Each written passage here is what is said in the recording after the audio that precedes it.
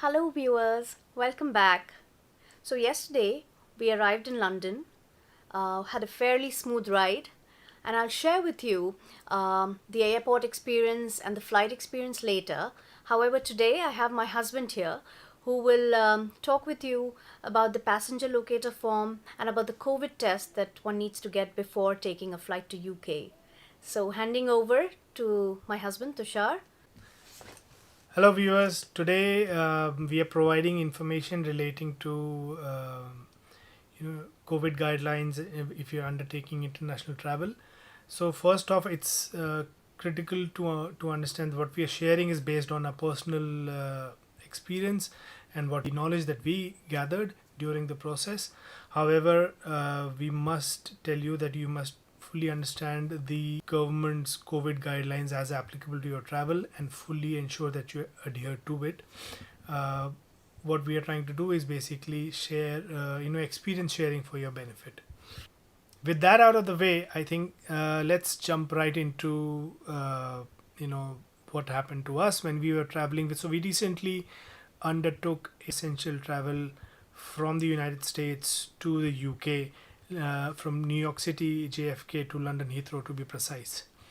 If you're traveling to the UK during this period, I think it's really important to understand that the UK government on 8th of January came out with an advisory that they are contemplating making a COVID test, a negative COVID test, as a mandatory requirement prior to entering UK. And true to their word, the UK government came out with a more detailed guideline only a week after the initial one on the 8th of January. So 1 week after that, we got more detailed guidelines on what kind of tests are required, etc., etc. So the first thing I want to talk about is the passenger locator form.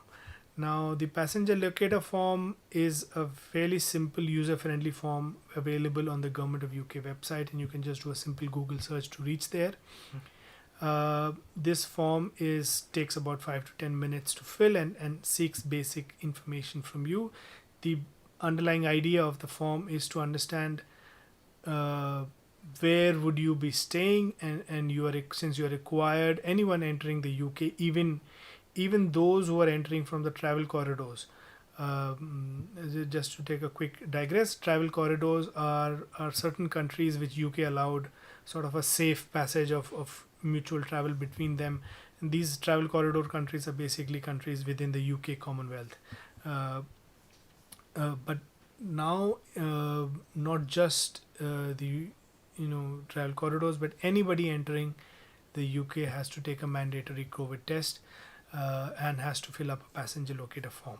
So as I was saying, the underlying idea is that you fill up the passenger locator form, and the UK government keeps a database of what is your exact location, and then they can reach you to keep a check whether you are staying at the place and ensuring to the guidelines of the 10 days of mandatory quarantine upon entering the UK. And it's important to understand that this 10 days has to be done even though you may have had a negative COVID test just prior to flying into the UK.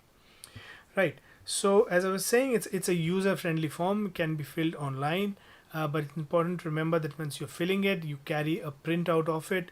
You can also carry it on your phone, a confirmation, but it's better to carry it on paper, because you'll have a printout with a barcode in it, and that can be scanned to get that information quickly.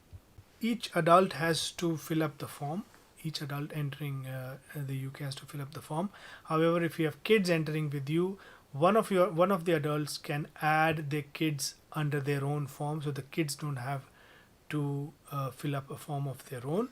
However, the adult who's capturing the kids will have all the information pertaining to the kids on the form. It's important to know that you are allowed, once you've opened the form and you start filling it, and let's say you need some information or need some more time, you can save your form and come back to it at a later point of time, and you can send yourself an email with with your form, with the link to your form, so that when you click on the link, let's say sometime later, you can click on the form and come back to the form and fill it. When you're filling up the form, it's important that you have to provide a detailed address in the UK where you're staying. You have to provide a contact number as well, so that is something you need to have. You cannot fill the form before 48 hours of travel. So if you're traveling, let's say, uh, 3 days from now, which is 72 hours, you will only be able to fill up the form when it is just 48 hours prior to your travel. If you try to fill it earlier, it will not let you uh, fill up the form, complete the form. At some places, when you reach the airline or when you reach the immigration officer, they might refer to this form as a health form. But what you need, just clarify that what you have is a passenger locator form, and that will be sufficient for your purpose. While you're filling up the passenger locator form, they'll ask you a question if you want to apply for a test to release. What that basically means is that you can apply for a test on your own cost after coming to the UK. Take a COVID test again. So you take a COVID test before flying, and after flying, if you want to take, you can take it again. Let's say you come on here on day 0. On day 5, you can take a test again, and if you take the test and if it still comes out negative, you can reduce your quarantine period from 10 days to 5 days. Bear in mind that the cost of that test would probably be around, I wasn't interested in getting that done, but when I saw it on the web, it was about £150 per person, uh, and about and the antigen test was about £80. So that's a significant cost. But if you want for some reason to get that release at the 5-day mark, you can go through that test. If you do opt for that, you have to go back and let's say when you were filling up the form, you did not opt for the test to release, but you now think after coming to the UK that you want to apply for test to release. That time, then you will have to fill up the passenger locator form once again and go through the whole process, give the details of your test, etc., and apply for a test to release. It may not make much sense for a lot of people, because in any case, even if you come out of 5 days earlier, shops, restaurants, and most places of interest are closed in UK in any ways. So, but that's an option there for a limited number of people who have peculiar requirements.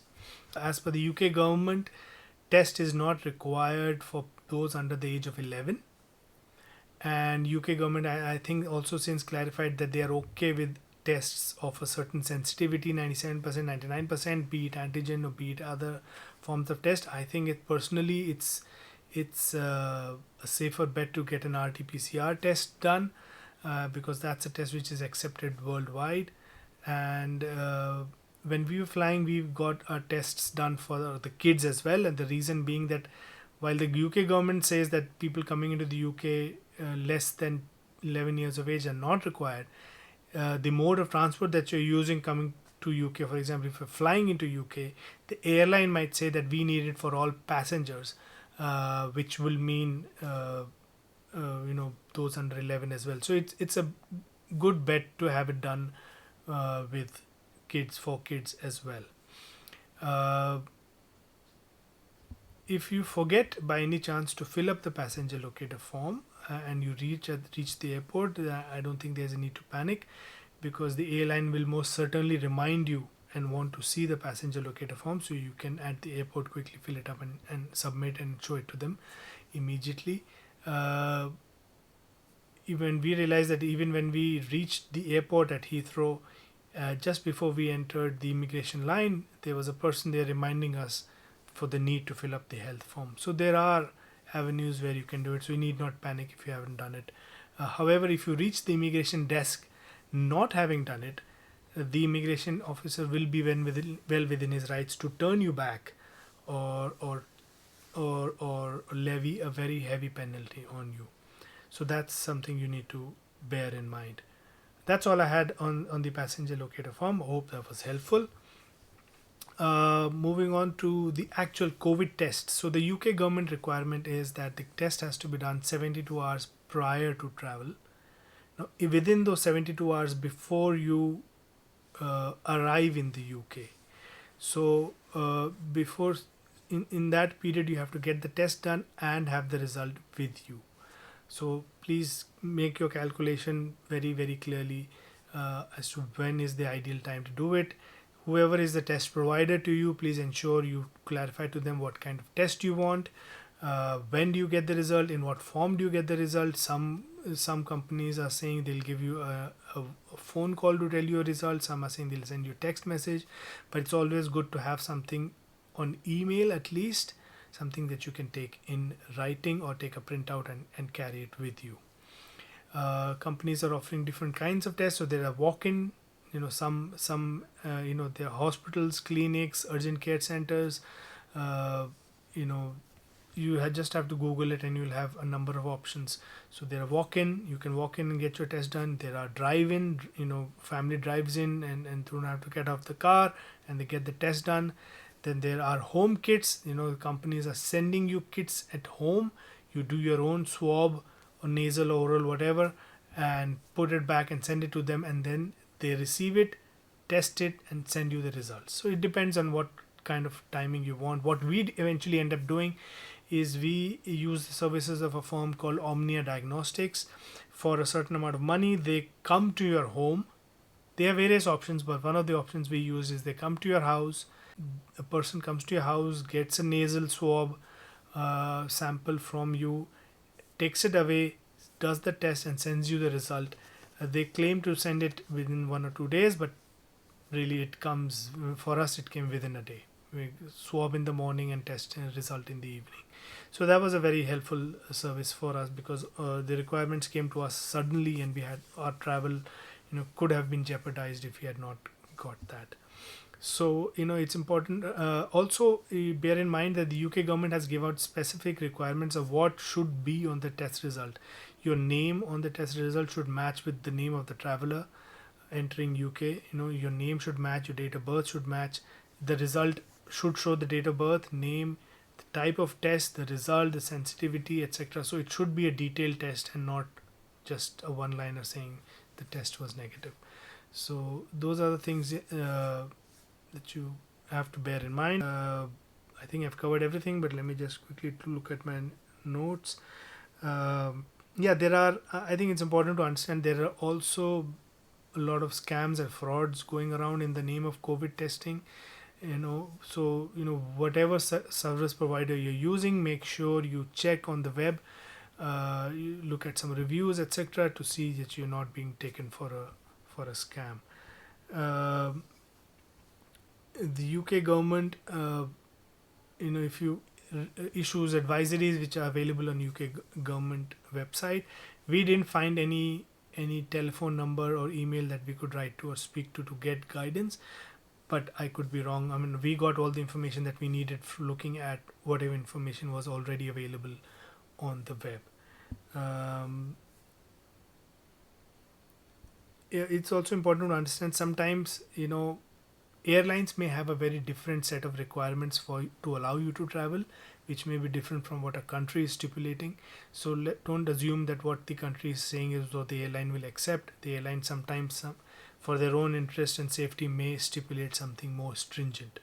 So it's important that if you're traveling, your travel provider, your country of destination, your country of origin, your test service provider, make sure you're talking to them, get assurances from them on email, and get all that done in time for your travel. That is all I had to say. All the best if you're traveling.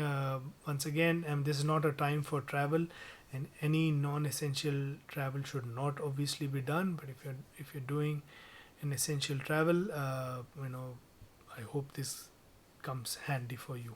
Thank you.